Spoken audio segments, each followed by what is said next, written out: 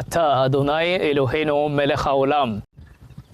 Shalom à tous, bien-aimés frères et sœurs, grâce et paix sur vous au nom du Mashiach, notre Adon. Béni soit l'Éternel, notre souverain, le roi de l'univers. J'espère que vous allez bien. Alors mes bien-aimés, une fois de plus encore, nous vous disons merci pour votre présence. Vous qui nous suivez, que la grâce et la paix de l'Éternel soient sur chacun d'entre vous. Alors en ce jour, nous allons parler du chemin du salut. Le chemin du salut ou soit la voie du salut. Quand on parle du salut, on veut parler de la délivrance. On veut parler également de secourir quelqu'un. Parce que quelqu'un qui est en danger et que tu viens lui porter secours, alors tu viens de lui accorder le salut, la délivrance. D'accord? Alors le mot salut en hébreu nouveau, c'est Yeshua. Mais nous fonctionnons avec l'hébreu ancien parce qu'en hébreu ancien, le E n'existe pas, le V n'existe pas, le W n'existe pas. Alors le mot sauver en hébreu ancien, c'est Shai. D'accord? Shai. Alors, maintenant quand on veut parler du Mashiach, c'est plutôt tout simplement Yahusha. Yahusha, voilà le nom du Sauveur. Alors sans plus tarder, comme je l'ai dit, je vais vous parler du chemin du salut dans les écrits. Alors nous allons étudier le passage de Jérémie, le chapitre 6, le verset 16. Un passage assez important, mes bien-aimés. Jérémie, le chapitre 6, le verset 16, voilà ce qui est dit. Ainsi parle l'Éternel. Tenez-vous sur les chemins. Regardez et enquérez-vous des sentiers des siècles passés. Quel est le bon chemin? Et marchez-y et vous trouverez le repos de vos âmes. Et il répondit, nous n'y marcherons pas. Ce passage est assez important. Dans d'autres versions, qu'est-ce qu'il nous dit? Dans d'autres versions, il dit, arrêtez-vous sur les chemins. Regardez, informez-vous, renseignez-vous. Quels sont les anciens sentiers? Marchez-y et vous trouverez le repos de vos âmes. Nous cherchons en quelque sorte le repos de l'âme. Nous voulons que l'âme soit non seulement en paix dans ce monde ici, mais qu'après notre mort, nous puissions trouver le repos de l'âme. Parce que nous savons que c'est l'âme qui ira soit en enfer ou l'âme ira soit au paradis. Voilà. Alors maintenant, comment sauver l'âme? Ici, l'Éternel lui-même nous donne un conseil. Il dit, vous êtes en train de marcher sur plusieurs chemins. Les chemins que les hommes ont tracés devant vous, ainsi de suite. Il dit, arrêtez-vous un moment. Arrêtez-vous et regardez. Renseignez-vous. Renseignez-vous. Quels sont les anciens sentiers? Quels sont les chemins très anciens?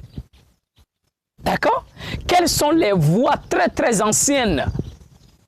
Il dit demandez, cherchez, ne cherchez pas de nouvelles voies, ne cherchez pas de nouveaux chemins, ne cherchez pas de nouveaux sentiers que les hommes ont tracés devant vous. Mais attendez, demandez, renseignez-vous, quels sont les anciens sentiers? Il dit, quand vous avez trouvé cela, quand on vous a renseigné sur les chemins, sur les anciens sentiers, il dit, attention, maintenant, marchez-y.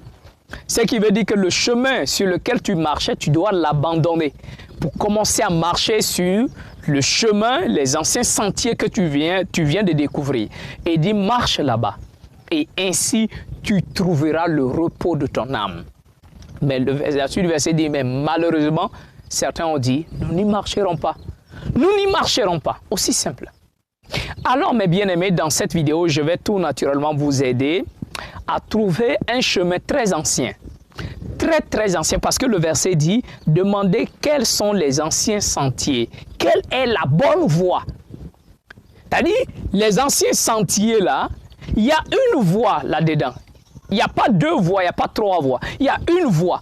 Il dit, demandez quelle est la bonne voie, quel est le bon chemin. Il dit, ce bon chemin-là, parmi tant d'autres, ce bon chemin-là, marchez-y. Marchez là-bas et vous trouverez le repos de vos âmes. Alors, où pouvons-nous trouver cette bonne voie, ce chemin très ancien?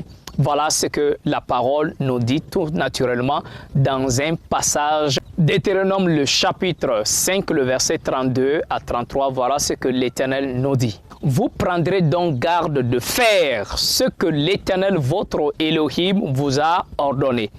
Vous ne vous en détournerez ni à droite ni à gauche. Vous marcherez sur la voie que l'Éternel, votre Elohim, vous a ordonné, afin que vous viviez.